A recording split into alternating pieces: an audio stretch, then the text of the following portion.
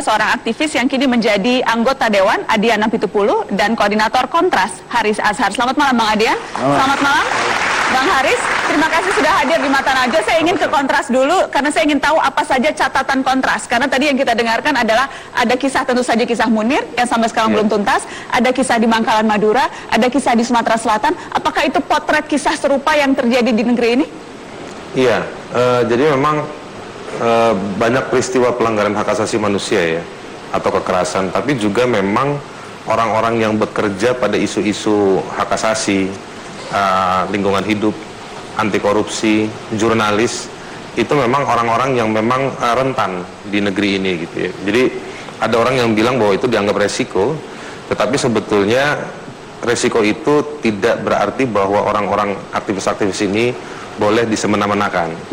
Kira-kira seperti itu singkatnya. Nah, ada satu kasus yang menurut saya sangat fenomenal dan itu penting, yaitu kasus Munir. Jadi ada satu keyakinan bahwa kalau kasus Munir diselesaikan, sebetulnya akan muncul satu preseden. Kalau dalam hukum itu disebutnya kayak jurisprudensi, batas minimum bagaimana kita menghormati dan menghargai orang-orang yang bekerja di ruang publik tadi itu. Oke, ketika tadi Anda bilang kerap terjadi, tapi apakah semakin meningkat intensitasnya maupun frekuensinya kalau kita bilang kekerasan terhadap aktivis? Satu, yang namanya peristiwa itu harus diikuti dengan upaya pemulihan. Pemulihan itu bukan diganti dengan uang. Pemulihan itu artinya ada tindakan yang 360 derajat. Satu, penegakan hukum. Yang kedua, memulihkan kondisi. Kayak misalnya sekarang ada asap, ya kan, banyak. Harusnya ada pemulihan terhadap hutannya. Oke. Yang ketiga, memastikan supaya ke depan tidak terulang. Baik. Gitu. Jadi ketika misalnya saya sekali lagi menggunakan kasus Munir 2004 terjadi, tapi kenapa ada kasus Tama? Kenapa ada kasus seperti teman-teman di Madura? Itu artinya negara tidak bisa menjamin sesuatu yang buruk itu tidak terjadi lagi. Oke. Kita kasih tepuk tangan dong Mas Haris Azhar, karena saya ingin langsung minta tanggapan Bang Adian. Apa yang Anda lihat dari deretan kasus-kasus ini? Apa yang Anda lihat, Bang Adian? Bukan betapa kuat lawan kita, tapi ternyata kita sangat lemah. Bukan betapa kuatnya kekuasaan dan sebagainya, kita memang tidak membangun kekuatan apa-apa. Solidaritas itu pun tidak muncul. Bagaimana kita harapkan ada penyelesaian kasus kalau kemudian solidaritas korbannya tidak ada? Sampai sekarang misalnya, berkali-kali kita coba meminta kepada kawan-kawan yang lain dari berbagai kalangan, ayo kita kumpulkan semua korban. Kenapa? Kekuatan korban cuma satu, jumlahnya. Tapi kemudian di antara korban sendiri, ada yang merasa dirinya harus didahulukan, ada yang ini lebih penting dari yang lain dan sebagainya dan sebagainya. Banyaklah melakukan introspeksi terhadap gerakan perubahan itu juga penting buat kita sekarang. Kalau kita bilang kekerasan terjadi sejak kapan? Sejak 65. Ada 500.000 orang minimal sampai 2 juta yang diperkirakan dibunuh tanpa ada proses pengadilan. Ada kasus Makassar berdarah di Makassar, kemudian ada kasus Kedung Ombo di Jogja, lalu kemudian ada kasus Marsinah, Udin Bernas dan sebagainya, banyak sekali. Tapi sampai sekarang tidak pernah bisa dijadikan sebagai sebuah kekuatan. Padahal kekuatan korban satu-satunya untuk Indonesia jumlahnya. Bang Haris Azhar, yang lemah justru para aktivis karena tidak bersatu? Menurut saya begini, menuntut keadilan tidak semata-mata dihitung pakai kalkulasi jumlah. Kalau mau bilang kasus Anwar Sadat gitu, mau dilihat banyak bisa, ada banyak kasus aktivis lingkungan yang jadi korban. Apakah kalau Mbak Suci misalnya berjuang harus ada 100 orang seperti Mbak Suci? Kan enggak juga. Ada kalanya kita berjuang sendiri, ada kalanya bersama-sama. Bersama-sama kan nggak harus ngumpul terus-terusan. Dari Aceh ke Papua, dari Papua ke Aceh kan terlalu besar. Tapi sama-sama bersuara, bergerak, saya pikir itu alhamdulillah Indonesia sudah seperti itu ya. Ada isu-isu yang kadang-kadang juga mengikat, tapi orang bergerak di kotanya masing-masing.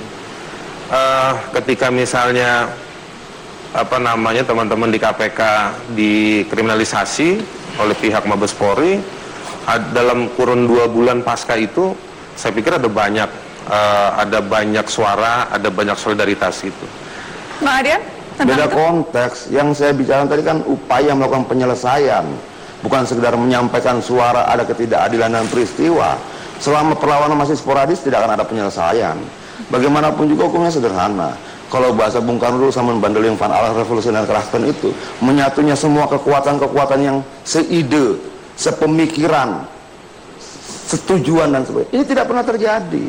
Bahwa yang dibilang kawan tadi itu betul, ada kasus ini bersuara. Kita nih mau memperdengarkan suara atau mau mencari penyelesaian? Kalau kita mau mencari penyelesaian, caranya cuma satu, bersatunya para korban. Tidak ada cara lain. Memangnya saya siapa sendirian? Memangnya Bu Suci siapa sendirian? Anwar Sadat siapa sendirian? Nggak berarti apa-apa. Tapi kalau kemudian Anwar Sadat di Palembang bersatu dengan Anwar Sadat Kalimantan, bersatu dengan Anwar Sadat yang lain, kasus buruh, kasus tanah, kasus petani segala macam bersatu, kumpul satu hari 1 juta orang, saat itu selesai kasus. Mungkinkah itu terjadi? Kenapa Mungkinkah tidak? suara-suara yang berbeda itu dijadikan satu dalam... Di sini kita butuh kerendahan hati untuk mau bertemu dengan kelompok-kelompok lain. Di sini kita butuh kerendahan hati untuk tidak merasa dirinya lebih hebat daripada yang lain. Yang terjadi sekarang begini, teman-teman movement pergerakan itu selalu dianggap rendah oleh teman-teman NGO misalnya. Kenapa? Mereka lebih miskin, tidak punya funding, tidak punya donatur dan sebagainya. Lalu teman-teman pergerakan lebih mengedepankan advokasi non litigasi dibandingkan advokasi litigasinya. Nah, ada kesenjangan ini terus terjadi bertahun-tahun, sejak lama. Tidak cuma hari ini. Kan begini, ketika kita datang ke sebuah institusi bahkan berhadapan negara, orang tidak pernah tanya pada kita seberapa besar kebenaran yang kau bawa di pundakmu, tapi seberapa besar kekuatan yang kau miliki. Rumusnya sederhana. Makanya Bung Karno katakan, politik itu cuma 2. Membangun kekuatan, menggunakan kekuatan, tidak lebih. Persoalan kemudian dalam proses membangun kekuatan dan menggunakan kekuatan itu, kita juga memperjuangkan kebenaran, itu persoalan yang lain. Jadi kita jangan bicara institusi mana kita hadirkan, tapi seberapa besar kita punya kekuatan untuk memperjuangkan itu. Tanpa kekuatan tidak ada apa-apa. Memangnya siapa keberatan kita? kalau misalnya memperjuangkan soal keadilan harus mengandalkan soal jumlah dan kekuatan. Kebenaran juga penting. Ini kan jebakan yang didorong oleh kawan kita yang satu ini, bahwa sekedar harus mendorong jumlah. Jebakan maksudnya? Jebakan dalam artian sekarang begini, kalau ada orang datang bawa kasus tidak dalam jumlah tertentu, Anda bukan orang yang layak. Bukan dong, artinya ada soal rakyat itu ada soal kebenaran dia menjadi yang harus nyata dengan disuarakan. organisasinya. Organisasi itu satu-satunya syarat kekuatan rakyat. Kalau kita bicara pengorganisasian rakyat, itu menunjukkan kita punya kesadaran kita bukan keturunan Superman, bukan Batman. Kita butuh orang lain untuk mendapatkan perubahan bersama. Cita-cita itu tidak bisa saya dapatkan sendirian, hanya bisa kita dapatkan kalau kita bergerak sama-sama.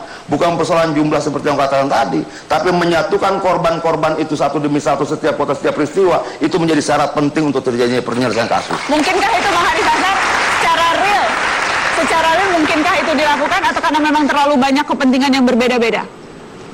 Saya nggak perlu jawab bahwa itu penting atau tidak. Menurut saya orang punya cara masing-masing untuk mendorong adanya advokasi. Ada orang yang misalnya menganggap harus berkumpul jadi satu, saling mendukung dan lain-lain, silakan aja. Tapi juga bukan hal yang mustahil atau diharamkan jika memang ada satu lawyer atau satu grup hanya mengadvokasi satu kasus. Apa yang salah? Tidak. Misalnya sekarang teman-teman AJI, Aliansi Jurnalis Independen, mendorong kasus Udin makin aktif 4 tahun terakhir. Apakah artinya bahwa AJI dan kasus Udin tidak akan selesai selama tidak bersama-sama maju dengan yang lain? Ada cara misalnya mereka sama-sama mengambil model kampanye yang mirip dengan kasus Semanggi atau kasus Trisakti atau kasus-kasus yang lain. Itu nggak ada masalah. Saya harus bertanya itu karena Anda partai PDI Perjuangan, partainya pemerintah. Kalau kemudian ditanya ada apa?